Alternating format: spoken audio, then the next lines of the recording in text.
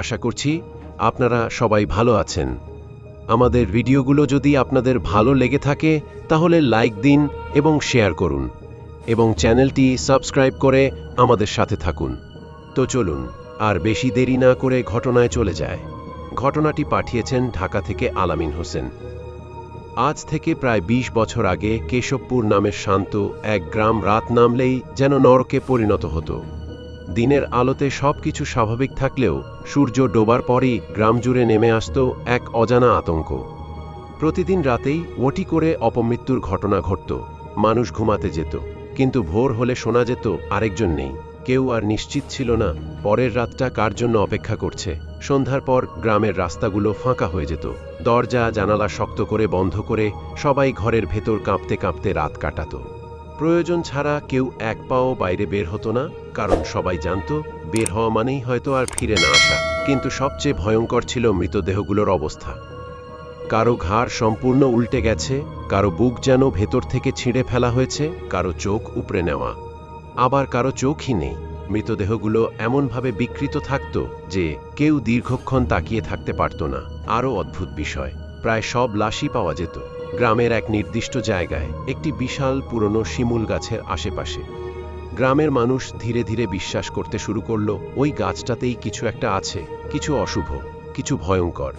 শেষমেশ গ্রামের ৫ জন সাহসী যুবক সিদ্ধান্ত নিল যেই হোক যাই হোক আজ তারা নিজের চোখে দেখবে এই মৃত্যুর রহস্য।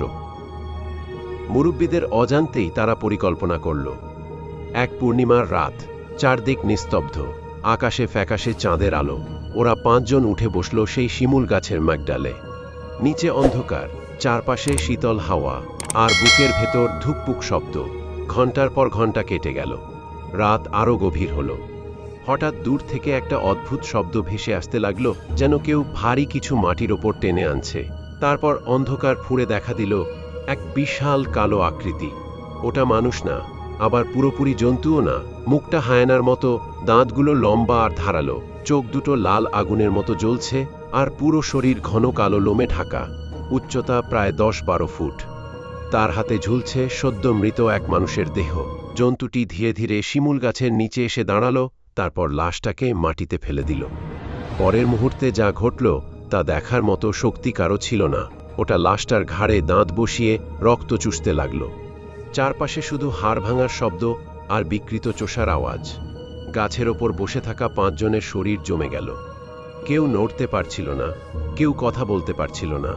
হঠাৎ একজন ভয় সহ্য করতে না পেরে চিৎকার করে উঠল। সেই মুহূর্তেই জন্তুটা থেমে গেল।